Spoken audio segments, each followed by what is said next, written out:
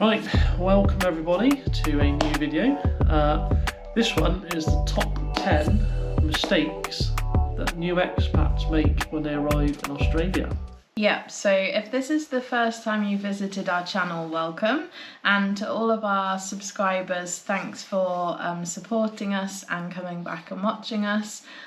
So yeah, sit down and enjoy. Just click the subscribe button, it's free. Helps us out a lot now. We've got a milestone coming up. We're trying to hit 500 subscribers.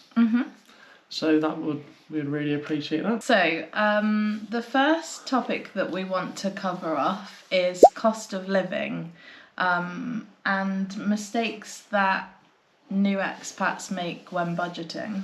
Yeah, so a lot of it is, groceries are a little bit more expensive here, I guess.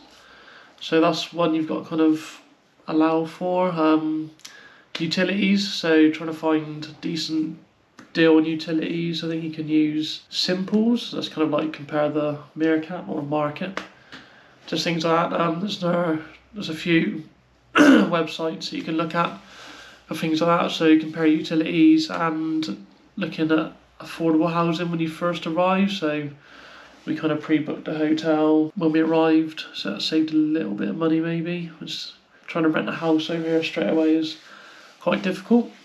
You can always check out the average cost though before you come of how much it's going to cost you to rent a property dependent on size. You can download any of the apps that you can have a look in your area and see sort of how much properties are going for in terms of rent. But yeah, we just done a recent Instagram Q&A, and one of the questions on there was what was the hardest challenge for you in the last 12 months, and we talked about definitely finances being one of our biggest challenges. So I think you need to be prepared when you come out here that you need to have a lot of money behind you because you're starting a new life. You basically have to buy everything when you get here, whether that be secondhand or new. You're starting again. You turn up with just your suitcases, and maybe you've been organised and everything gets shipped kind of quite soon after you arrive. But generally, people don't tend to get their shipped belongings for a few months, and that's never going to be exactly what you had back in England. So if you are also sort of coming here on the premise that you want to pursue the whole visa thing, so maybe you've come here on a temporary visa and you want to get a permanent visa, it's so expensive. So again, it's not just setting yourself up in a new home with new things, it's that whole visa cost. And yeah, I think, generally people, we think, tend to sell their house if they're lucky enough to have one, and then use that, as the money to sort of help set yourself up. But I would say it takes a good 12 months to really recover financially from, everything that's just happened to you as a result of emigrating to the other side of the world. Yeah, it's not cheap, so yeah, if you budget, probably add 10%. Point number 2 is job market. So it's a tough one. I mean, obviously you're not going to come over here ideally without a job. I mean, you've got the working holiday aspect, but then you've kind of got to have a job offer in place to get the working holiday visa, I think. But yeah, a lot of it is kind of working restrictions, what you can do. So like I said, the working holiday ones, you can only do certain work. It's just having a backup plan as well. If your job fails, you don't like it, or worst case scenario, you get sacked. So yeah, it's understanding the job market is a big one. So you've got a lot of websites you can use. It's like the Seeks and Indeeds. We've done a video on this as well. It's things like, so here in Australia, if you're sick, you accrue sick leave from day one, and that does add up, but really it's 10 days in a whole year. So if you're unlucky enough to get really sick, then you're not going to get paid. If you run out of your 10 days and you don't have any more than that, you're not going to get paid. So yeah, it's about making sure that you've got something saved for emergencies, because yeah, it's definitely difficult. Yeah. And I guess the other thing is when you first come here, I think nobody really comes here and starts work on day one when they arrive. Everybody needs that period to settle in, to find property, to buy things, buy a car. Yeah. Like, you have to have enough money to support yourself when you first arrive, because you're not going to be earning any money. And maybe when you start, you know, maybe you're not going to get paid for another month. Yeah, so it could be a week at least. yeah, so yeah, definitely you need to have as much money as possible so that you can use it when you need to. So next up is the kind of underestimating healthcare. So, you know, you could get there thinking, oh, it's okay, we've got Medicare or reciprocal Medicare, but that doesn't cover you for a lot of things. A lot of visas require you to have private healthcare. But yeah, don't make that mistake, because the reciprocal Medicare agreement will only cover, I think it does 11 countries they've got to deal with, and it doesn't cover everything, does it? So for example, if you go for an x-ray, yes, you can use your reciprocal Medicare card.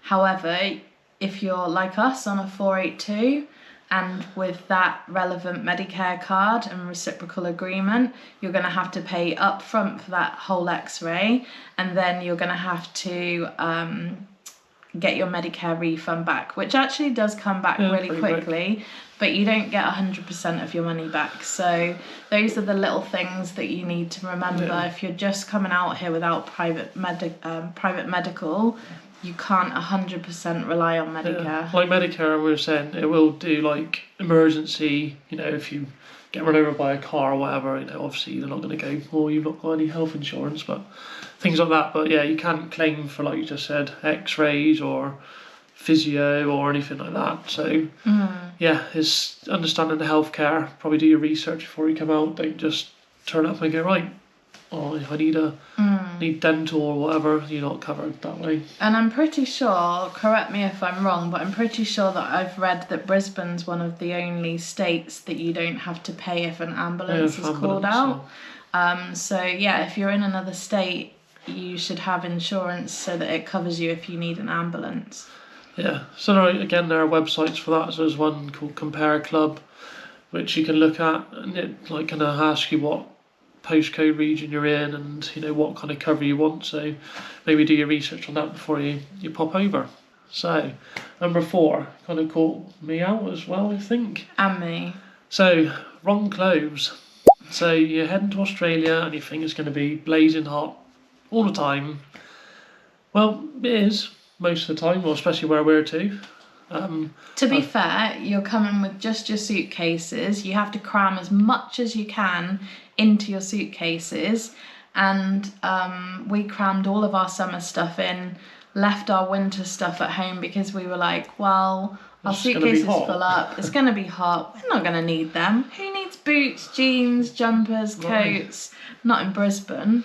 No, but come winter time, it started to get chilly. I mean, it wasn't freezing, it wasn't like England where there was ice on the windows and stuff like that, but you know, when you've been in 30 odd degree heat for a few months, you kind of get a little bit used to it, and all of a sudden it drops to like maybe 8. We've had it maybe 4 if we're lucky. Yeah, so luckily we were headed back to the UK in June, because I was starting to have to recycle my like 1 or 2 cardigans that I had, and I refused to buy any more because I had a whole wardrobe full of them back in the UK. So yeah, just maybe pack all your summer clothes if you come to Brisbane, but maybe pack 1 extra cardigan. Yeah, you don't, you're not going to need it every day, but yeah, it did catch us out, so yeah, just pack the right clothes.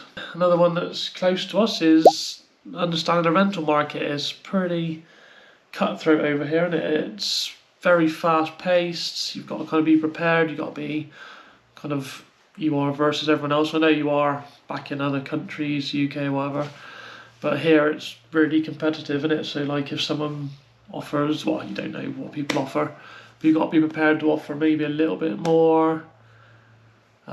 Don't get in the realtor's face because that can be quite annoying, but you know, make yourself stand out a little bit. Yeah, I think where you can, try and build a relationship with a realtor. And we found that if you can do that, they'll generally look after you really well. And that's not about, you know, bribery or anything like that. That's just about being polite, being respectful when you go to viewings, taking your shoes off, saying hello, saying goodbye. Yeah, it's little things like that they notice. It's not, you see some people literally are hogging the realtor and they're like trying to see everyone else, and you got some person talking their face off. So yeah, you've got to be prepared over here because the rental market is pretty competitive, isn't it? So yeah, don't make that mistake. You're not just thinking I'm going to rock up, there'll be a house for me, it'll be fine, it is. Yep, and just going back to point one about making sure that you're budgeting correctly, every time you move, you need to put in front a deposit and a rental bond. Yep. So you need to have, is it 5 weeks? 4 weeks, what's on the 4 weeks? 4 or 5 weeks of rent to basically put up front as a security deposit. So you need to think about that because you could be moving in 6 months or 12 months and you're going to need to find that money to move into your next property, and you're not going to get the money back from the property that you're in until you've moved out and got it back, and sometimes that can take a while. Yeah, that is difficult, but I think it's 4 weeks for the bond and maybe 2 weeks up front. So yeah, so it could be 6. So that was 6 weeks. So yeah, just be prepared for that. Number 6, which is distances and how long it takes to get places. Obviously Australia is huge. I think you can fit the whole of the UK in the state of Queensland, so that's just a little representation on how big it is. We have noticed, you know, you can't really just walk to the shop. Obviously if you live in town you can, but yeah, it is quite a jaunt, and like most things are a 20-minute drive. It's quite funny, like, oh, how far is that? Oh, it's just 20 minutes away. But and yeah, Aussies don't bat an eyelid at long journeys, so yeah, so definitely I think on the plus side, if you're a driver, petrol is so much cheaper here than in the UK, like half the price. So yeah, that's why you drive everywhere. Yeah. But yeah, it's a big place, so yeah, you kind of just got to take into consideration that you will be doing a lot of driving, unless you're not walking long distances in the heat, not sure. And there's always public transport, which is great, and 50 cents a trip right now. At the moment, watch our other video, stick a link out there. Number 7 is embracing like the local culture. So, you know, go out, join a community event. So there's one down, I know, set up like a market on a Sunday morning. Load of local people selling stuff. So yeah, it's kind of get out there and mingle with other people. Don't just kind of keep yourself closed off. Well, some people might like their own company, but you've just arrived in a new country, don't know anybody, not really any family and friends unless you've brought them over. Yeah, it's quite difficult trying to make new friends. So yeah, just get yourself out there. Eyes it could be a bit lonely for you. So a biggie, this one is don't underestimate the sun. So that is number 8. Sun protection. So it is pretty hot. Yeah, you got grief from somebody that had watched one of our videos a few videos back for not wearing your sun hat, but we are very conscious of the sun and we've always got sun cream on. And yeah, we always got at least factor 50 is minimum over here. Just literally spray it on before you go out. But yeah, there was a video, I just played a video a minute. Slip on a shirt, slop on sunscreen, slap on a hat, 6 shades, slide on sunnies, simple as that. Slip, slop, slap, seek and slide, have fun outside, but don't get fried. Slip, slop, slap, seek and slide. Hope you enjoyed that video. It's a little advert from Cancer Australia. Yeah, so Australia's got like one of the highest cases of skin cancer over here, and obviously you can understand why. Like even in the winter, I think you posted on Instagram about your thong marks. For those in England, thongs are flip-flops, but we'll come on to that in a minute. Not the other one. No, that was on my personal Facebook, but yes, I was quite proud that I had tanned feet in winter. But yes, again, we're always using sun cream. Yeah, so just don't underestimate the sun, so bring lots of sun cream. Point number 9 is the differences between English words and Aussie slang kind of words. So you can be having a conversation with people at work or a couple of friends you've met or whatever, and you'll say something and they'll look at you a little bit funny. They're like, what? So yeah, we got a few Aussie slang things we printed off. There's a few websites you can look at, if you want to just prepare yourself before you come over, so you can get a few in the old pocket you can bring out at discussions. Yeah, so we've noticed that they end a lot of their words with O and shorten them. So afternoon becomes arvo.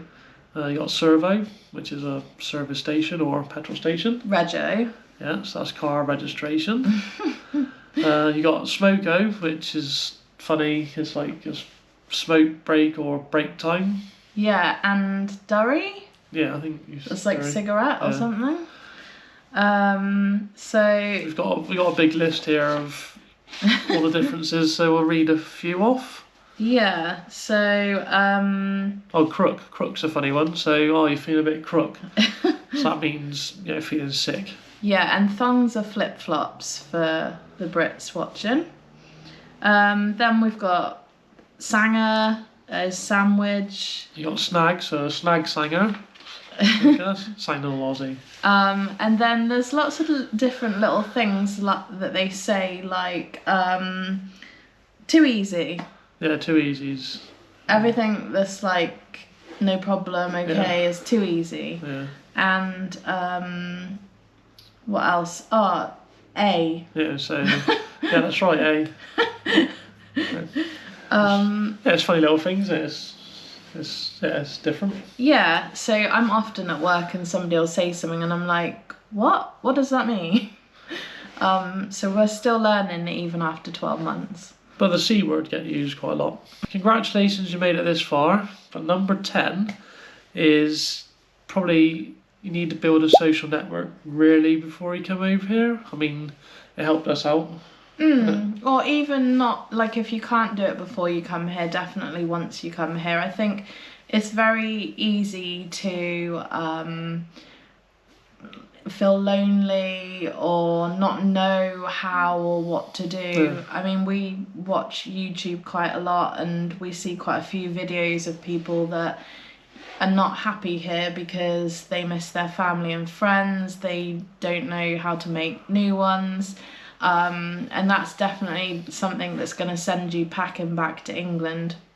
So don't let that get in the way.